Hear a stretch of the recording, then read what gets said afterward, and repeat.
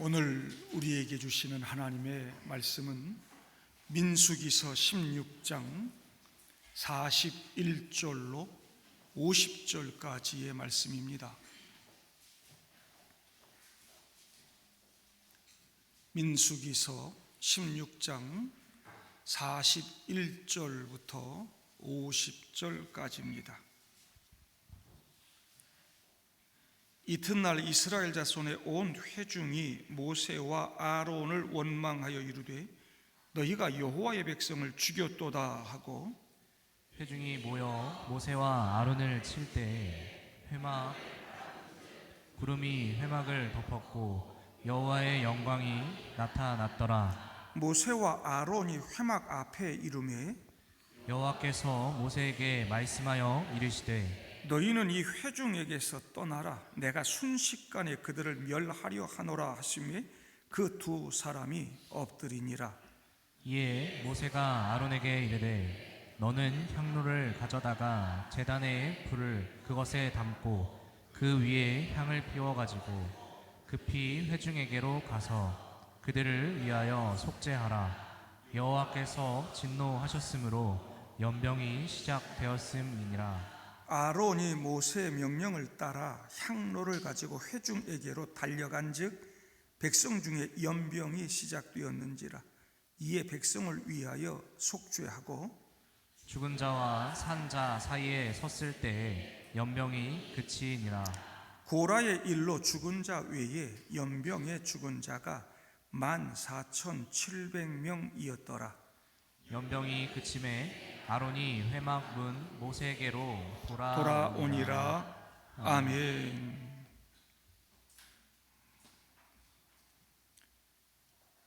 하나님과 악을 행하는 사탄의 세력과 싸움에서 누가 이길까요? 너무 명확한 질문을 던지니까 대답을 못 하시죠? 머리로는 명확한데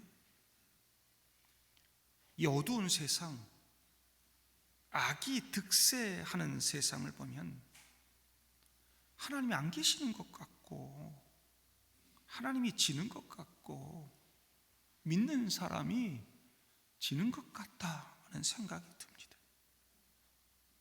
우리 눈에 보일 때 그럴 수 있습니다.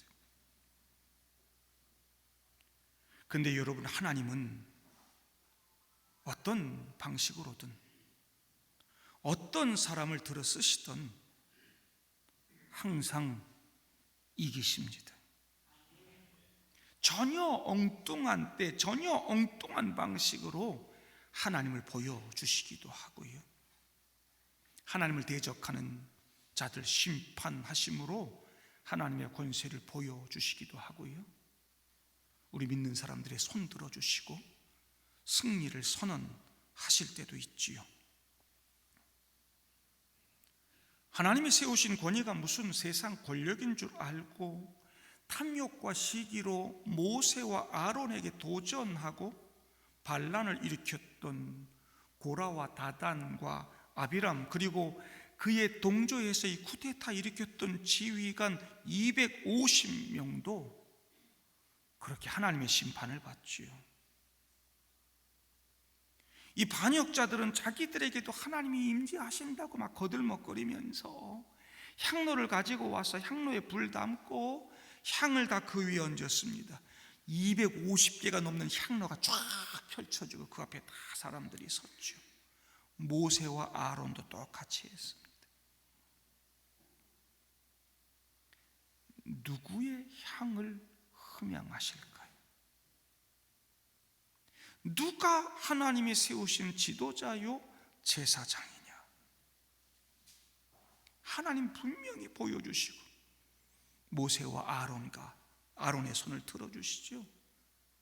고라 일당이 백성들 모아놓고 모세 대적하려 할 때 하나님 영광이 나타나서 그들을 막 순식간에 다 죽이려고 합니다. 많은 백성들까지 같이 죽음에 빠지게 될 때 모세의 기도 때문에 살아날 수 있는 기회를 얻게 되죠. 결국 반역자들은 하나님의 심판을 받아서 끔찍하게 죽습니다. 땅이 갈라져서 빠져 죽고 불에 태워져 죽게 되고, 하나님이 기회를 주셨음에도 돌이키지 않고 교만했던 그들은 결국 땅 아래 스올, 지옥으로 떨어져 죽게 됩니다. 이 모든 것이 다 하나님의 심판이었습니다. 향로를 가지고 당당하게 나왔던 반역자들 다 죽고요, 모세와 아론만 살았습니다. 하나님의 백성이 되어 하나님 믿고 따르며 하나님만 사랑하겠다고 고백하면서 하나님과 언약을 딱 맺고도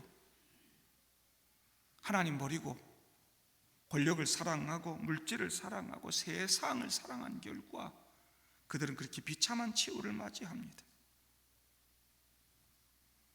하나님께서는 제사장 아론의 아들 엘르아사를 시켜서 그 향로들 다 모아다가 쳐서 철판을 만들어 가지고 번제단을 쌓아라.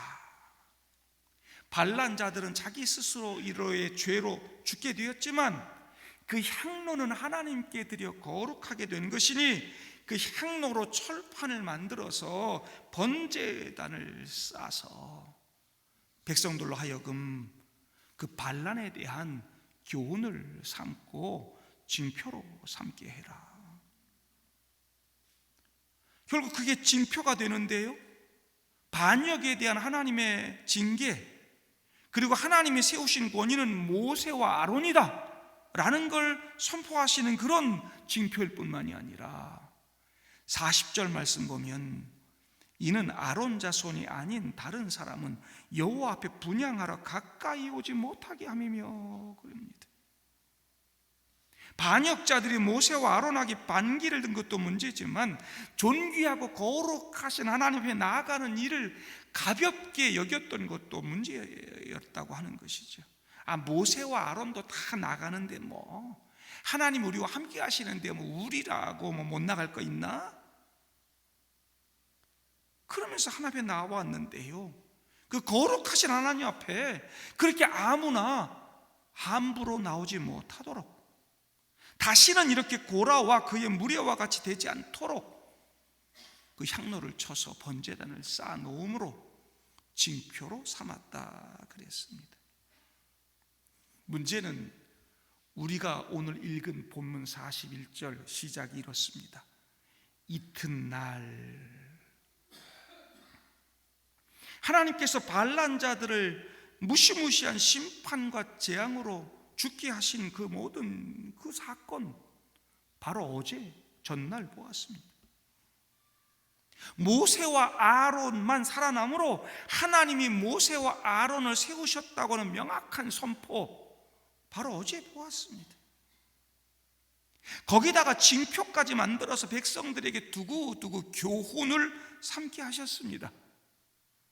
그런데 바로 그 다음 날 이스라엘 온 회중이 모세와 아론을 원망하여 이르되 너희가 여호와의 백성을 죽였도다 하고 회중이 모세와 아론을 칠 때 그랬습니다. 제가 주먹으로 칠 때 뭐 이렇게 했지만 주먹으로 쳤다기보다는 책임지라고, 물러나라고, 공격하고 막 이랬겠죠. 여러분, 이게 이해할 수 있는 일입니까? 하나님께 불순종하고 하나님이 세우신 지도자를 거스른 반역자들이 하나님의 심판으로 정말 충격적으로 죽고 망하는 거 똑똑히 보고서도 지금 그 모든 책임을 모세와 아론에게 돌리고 있습니다. 아무리 악하고 어리석은 백성들이라고 해도 그쯤 되면 당분간은 좀 모세에게 대들거나 하나님 원망하거나 그럴 생각 못할 것인데 어떻게 이렇게 끝없이 원망할 수 있는가? 의아한 생각이 듭니다. 모세와 아론은 지금 살리는 일을 하고 있는데, 그래서 지금 살아있는 자기들도 다 모세와 아론 때문에 지금 살고 있는 것인데 너희가 여호와의 백성을 죽였다니요. 다 자기들 때문에 여호와 하나님이 심판하셔서 죽은 것인데 백성들은 끊임없이 남탓만 하고 있습니다. 자기 반성이 없습니다. 회개가 없습니다. 모두가 다 자기중심적인 생각만 합니다. 군중들의 이 어리석음이 끝이 없는 것 같습니다. 여러분, 요즘 우리는 새벽기도 말씀 가운데 얼마 전에 아합 왕을 보았습니다.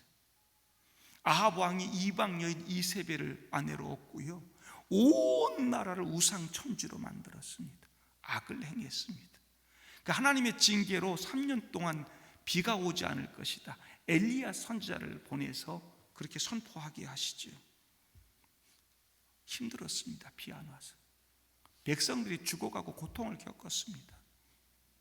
그러니까요, 이 아합이 자기 신하 오바댜와 함께 물근원을 찾아다닙니다. 야, 넌 저로 가라, 난 일로 가라. 물근원 찾아 나온 이유가 뭐냐? 백성들이 힘들어서가 아니고 내 말, 내 소, 내 양 죽어가니 안 되겠다 이거. 내 재산, 내 군사력, 내 힘 약해지니까 안 되겠다. 어디 물건은 좀 찾아보자. 그리고 땅만 보고 다닙니다. 자기가 잘못했으니 하나님께 회개하고 하늘을 바라봐야 되는데, 그러다가 엘리야를 딱 만납니다. 엘리야를 만났을 때 엘리야를 향하여 뭐라 그러냐? 이스라엘을 괴롭게 하는 자여 내냐 그럽니다. 이스라엘을 괴롭게 하는 자가 누굽니까? 바로 그 북이스라엘의 지도자요 왕이었던 아합의 범죄로 하나님께서 그들을 지금 징계하고 계시고 있는데, 아합이 끝까지 회개하지 않고 이스라엘을 괴롭게 하는 자야 내냐? 엘리야 원망합니다. 나중에 엘리야가 또 하나님 말씀 전하러 왔을 때 내 대적자요 그럽니다. 그뿐 아닙니다. 늘 하나님의 말씀만 전했던 선지자 미가야 선지자가 있었는데, 이 아합 왕한테 늘 길한 예언은 안 해주고 흉한 예언만 하니까 내가 그놈을 미워해. 그래가지고 결국에는 때리고요, 감옥에 가둡니다. 그 예언이, 그 하나님 말씀이 정작 자기가 사는 길이고 자기가 복받는 길인데 그거 깨닫지 못하고 끊임없이 죄지면서 안 되는 일들만 자꾸 남 탓하고 원망하고, 하나님께 묻지 않고 기도하지 않는 사람은요, 내 맘대로 안 되고 내 원하는 대로 뭐 자리니 뭐 물질이니 뭐 명예니 뭐 이런 것들 다 안 되면 짜증내고요, 그럴 때마다 불평하고 남 탓하죠. 아합은 어리석게도 누구 때문에 이스라엘이 힘든지 모르고, 왜 자기가 심판받는지도 모르고, 하나님께서 끊임없이 말씀 주시고 하나님이 끊임없이 살 수 있는 기회를 주셨음에도 듣지 않고 돌이키지도 않습니다.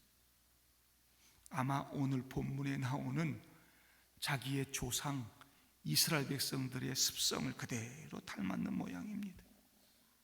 이게 뭐 이스라엘 백성들 뿐입니까? 지금도 정치판을 비롯해서 모든 공동체에서 벌어지는 일들을 보면 탐욕으로 인해 타락한 아담의 후예로 살아가는 죄인들의 본성이 아닌가 생각됩니다. 저와 여러분도 비슷하지 않습니까?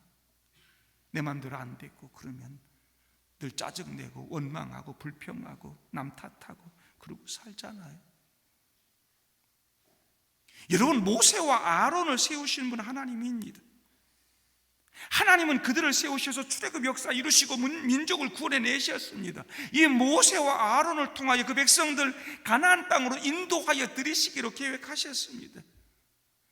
그 하나님의 뜻에 순종했던 모세의 온유함이 이 세상 모든 사람들과도 비교할 수 없을 정도로 온유한 지도자였다고 성경은 기록합니다. 끊임없이 백성들이 원망하고 불평하는데도 그 죽음 앞에서 하나님께 날마다 기도하잖아요. 금송아지 사건 때도 모세의 중재와 기도로 민족 전체가 살았습니다. 얼마 전에 정탐꾼 사건 때에도 불신앙 가지고 하나님 반역하고 모세 죽이고 새로운 지도자 세워서 애굽으로 돌아가자 그럴 때도 모세의 기도로 온 백성이 살았습니다. 그때 정말 하나님이 진노하셔가지고요, 이스라엘 백성들 다 한꺼번에 죽여버리고 모세를 통해서 새롭게 내가 하나님 나라 시작한다 그러셨거든요. 하나님 능히 그렇게 하실 수 있는 분이에요. 여러분, 그리고 바로 직전 지난주에 보았듯이 고라와 다단과 아비람이 250명의 지휘관과 함께 반란을 일으키자 하나님 진노하시면서 순식간에 백성들 멸하고자 할 때도 하나님이 또 이 모세가 또 기도해서 하나님의 진노를 막아섰다고요. 그 무시무시한 재앙을 피할 수 있는 길을 열어주셨어요. 늘 하나님의 진노를 막아서고 백성들을 위해서 기도했던 사람이 모세입니다. 그럼에도 지금 백성들은 반란 자들의 죽음이 모세와 아론 탓이라고 원망하고 불평하면서 지금 공격하고 있는 것이죠. 그러니까 하나님이 다시 나타나시고 가지고는요, 진노하시면서 그들을 순식간에 멸하시겠다고 하십니다. 그럴 때마다 백성들 용서해달라고, 하나님 그러시면 안 됩니다. 하나님 우리와 언약을 맺었잖아요. 하나님 노릇해 주세요. 이들 다 죽으면 하나님 영광 가리는 거 아닙니까? 살려주세요 기도했던 모세, 이번엔 아마 너무나 난처했을 것입니다. 하나님께서도 내가 이들을 순식간에 쓸어버리시겠다고 하시더만 이번엔 아예 모세가 막아서서 기도하기 전에 백성들을 연병으로 죽이기 시작하셨습니다. 납작 하나님께 엎드려 하나님의 뜻을 구하던 모세와 아론, 이들의 영적인 순발력을 한번 보십시오. 이번에도 역시 모세는 백성들을 위해 하나님의 진노를 막아섭니다. 오늘 우리가 읽은 말씀 46절, 모세가 아론에게 이르되 너는 향로를 가져다가 제단의 불을 그것에 담고 그 위에 향을 피워가지고 급히 회중에게로 가서 그들을 위하여 속죄하라. 여호와께서 진노하셨으므로 연병이 시작되었음이니라. 아론이 모세 명령을 따라 향로를 가지고 회중에게로 달려간즉 백성 중에 연병이 시작되었는지라. 이에 백성을 위하여 속죄하고 죽은 자와 산 자 사이에 섰을 때 연병이 그치니라. 벌써 14,700명이 죽었습니다. 이거요, 장년 남자만의 숫자입니다. 여자와 어린아이들 포함하면 수만 명이 벌써 죽었을 것입니다.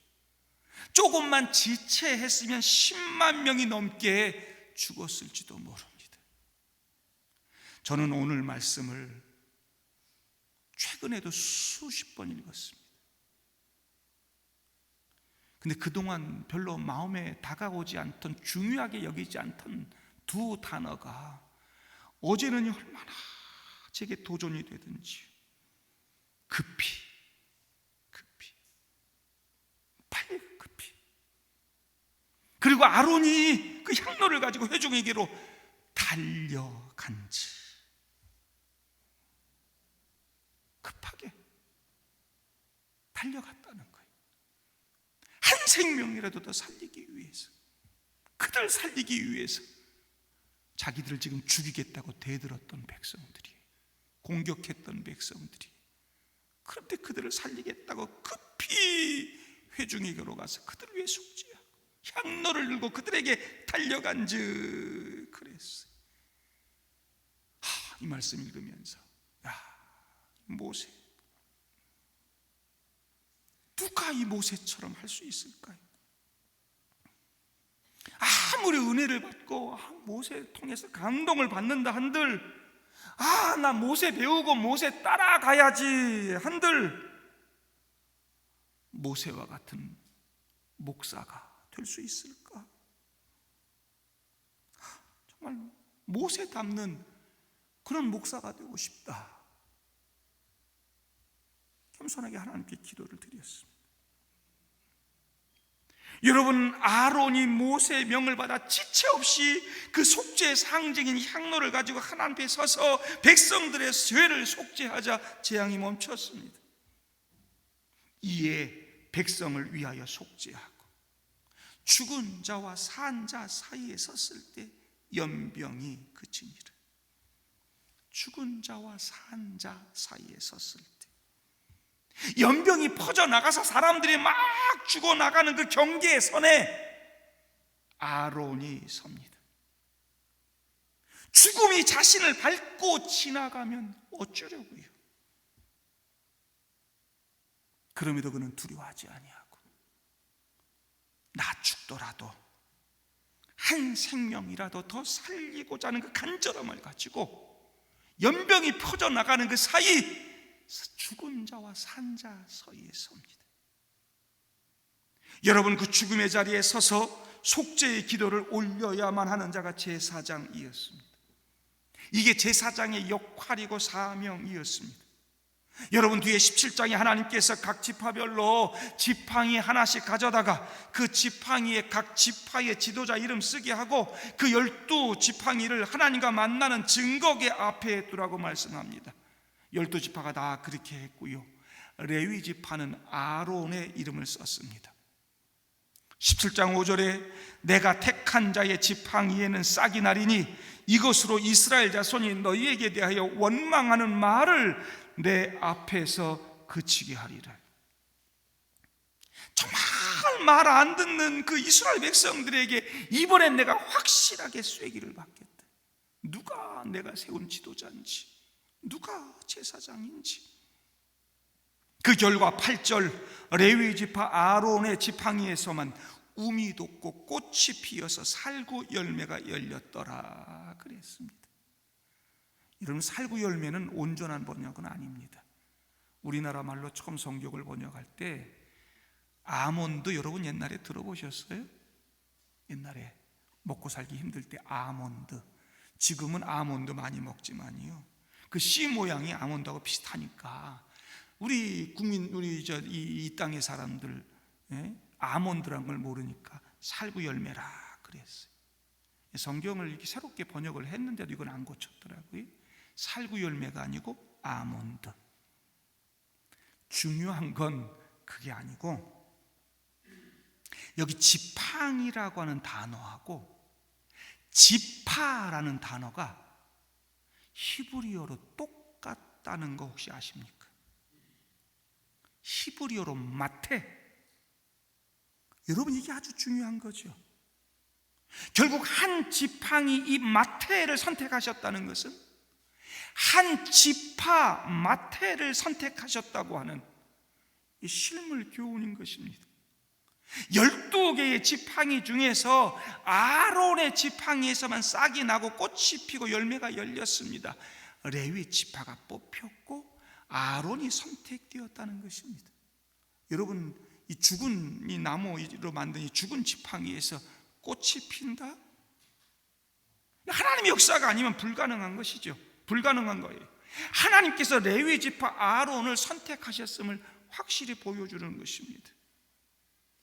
그런데 여러분, 이 꽃이라는 또 단어가요, 히브리어로 찌쯔라는 단어입니다.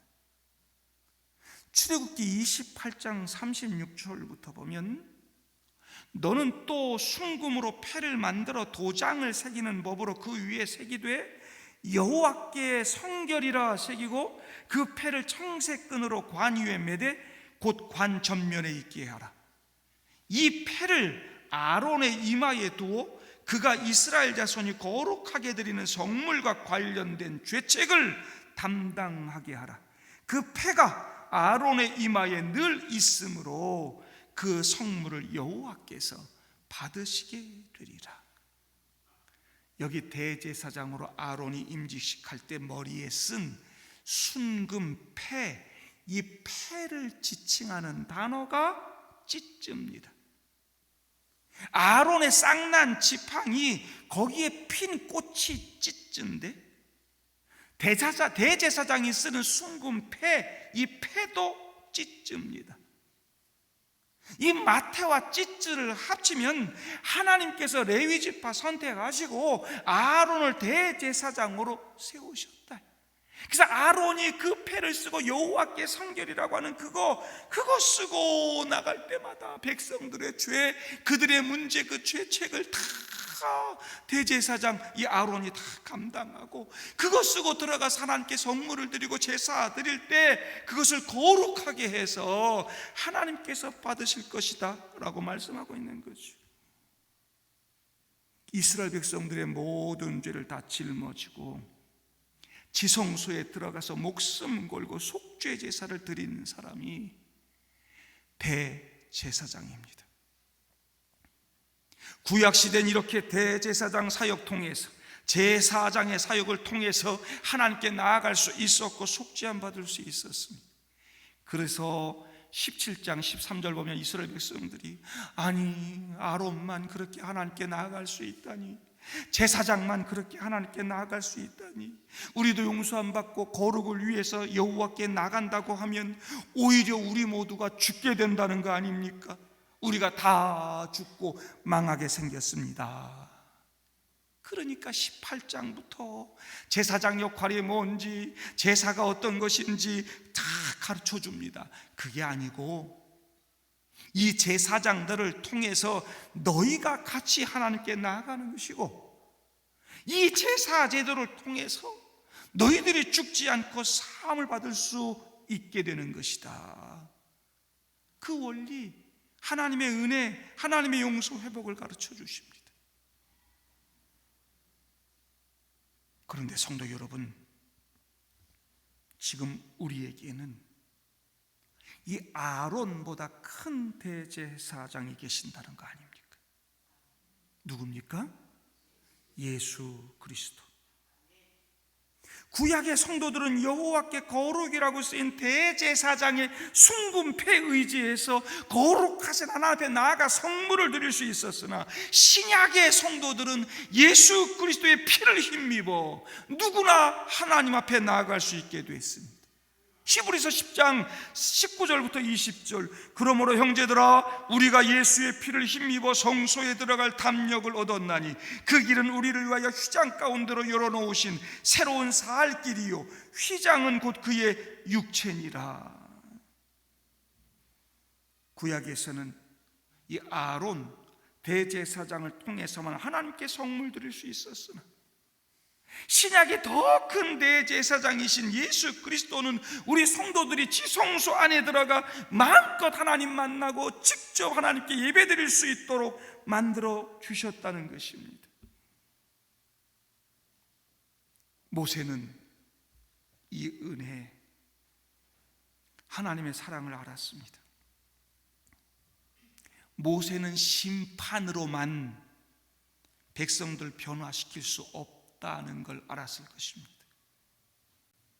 여러분 보셨잖아요. 정말 징글징글하게 말 안 듣는 백성들 보셨잖아요. 그럴 때마다 심판하면 다 죽는다는 걸 모세는 알았을 것입니다. 은혜 아니면, 용서 아니면, 하나님 사랑 아니면 다 죽는다. 그래서 그렇게 모세와 아론은 끝없는 용서를 가지고, 하나님 사랑 가지고, 죄로 인해서 죽어야 할, 심판받아 멸망받아야 할 백성들 끌어안고 하나님 앞에 나아갔습니다. 죽은 자와 산 자 사이에 서서 하나님께 속죄 기도를 드렸습니다. 그 사랑이 결국 살리는 역사를 만들어낸 것이죠. 이스라엘 백성들 다 죽을 뻔했습니다. 심판으로만 치면 다 죽습니다. 사랑으로 살았습니다. 모세는 예수 그리스도를 예표합니다. 아론의 대제사장 직분도 예수 그리스도의 직분을 상징하는 것입니다. 예수 그리스도께서 죄로 인해 죽어가는 이 세상에 오셔서 그렇게 죽은 자와 산 자 사이에 서시죠. 그 사이에 십자가를 딱 세워놓고 친히 산 제물 대속 제물이 되고 친히 대제사장이 되어 하나님 안 됩니다. 하나님은 사랑이시잖아요. 하나님 노릇해 주세요. 하나님 내 이 피를 보시고 더 이상 넘어가시면 안 됩니다. 더 이상 선을 넘으시면 안 됩니다. 살려주세요. 예수님은 그렇게 저와 여러분들을 위해서 나 죽어 너 살아라 그러시고 십자가 위에서 보혈을 흘려주신 것이죠. 예수 그리스도의 그 사랑으로 저와 여러분들이 사는 것입니다. 심판의 역사라만 하면 우리는 다 죽는 것입니다. 의인은 없나니 하나도 없다. 결국 그 죄 때문에 우리는 다 죽어야 되는데 주님의 사랑으로 저와 여러분들이 사옵니다.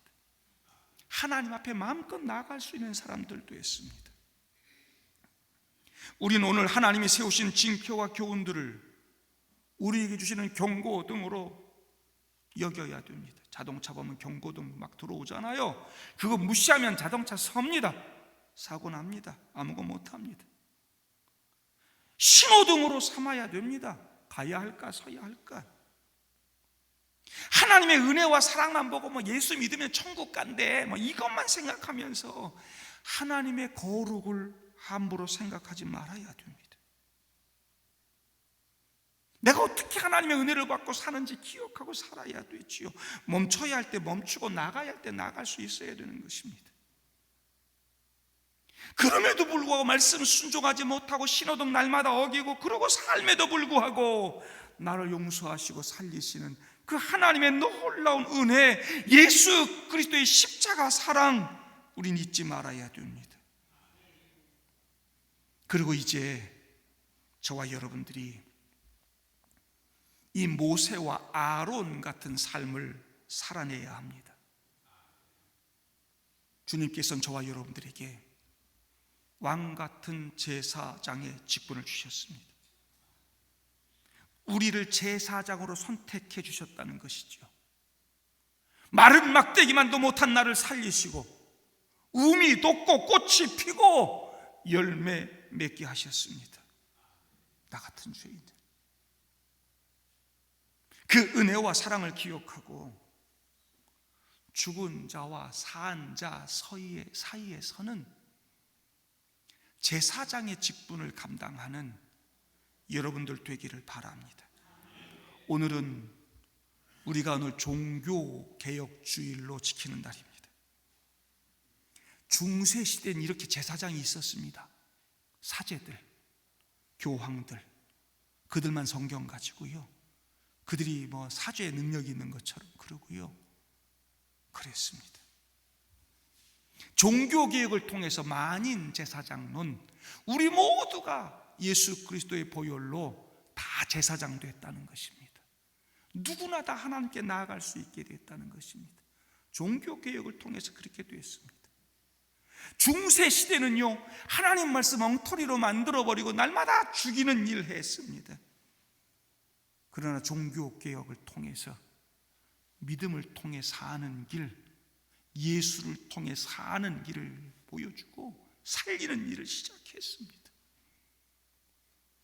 저는 저와 여러분들이 그런 제사장의 사명, 살리는 사명 감당할 수 있기를 바랍니다. 다음 주 태신자 초청주일인데 목사님이 태신자 데리고 오란다더라. 태신자한테 가서 너 왜 안 올라 그래? 예수 안 믿으면 지옥 가. 오늘 밤 죽으시면 천국 갈 자신이 있으십니까? 아이고 저거 언제 예수 믿고 사람 될고? 여러분 그러지 마십시오. 모세처럼 그들을 위해 기도하시기를 바랍니다. 대제사장 아론처럼 죽은 자와 산 자 사이에 서서 그들을 위해 기도하시기를 바랍니다. 너 지옥 가. 이게 아니고 하나님이 너를 얼마나 사랑하시는지, 그리고 예수 안에 사는 삶이 얼마나 행복한 것인지. 우리 인생이 긴데 오늘 밤 죽는 거 아니고 내일 또 살아갈 터인데 우리 그 긴 인생 우리 어떻게 살아갈지 그 여행에 좀 안내자가 돼서 우리 행복하게 멋진 삶 한번 살아가 보자. 예? 멋진 곳이 있어. 예수 안에 사는 삶이 얼마나 행복한 것인지 보여주고, 함께 그의 친구가 되어주고, 같이 아파해주고, 같이 동반자가 되어주고, 이 어렵고 힘든 세상 가운데 그 손 잡고 함께 여행하는 여행자 안내자가 되어주고, 이게 제사장적 사명 감당하는 것입니다. 이 땅의 문제를 끌어안고 같이 기도하고 같이 아파하면서 죽은 자와 산 자 사이에 서서 하나님의 심판을 막아서고 하나님 살려달라고 이 땅을 위해 기도하는 그런 삶을 우리가 살아야 되는 것입니다.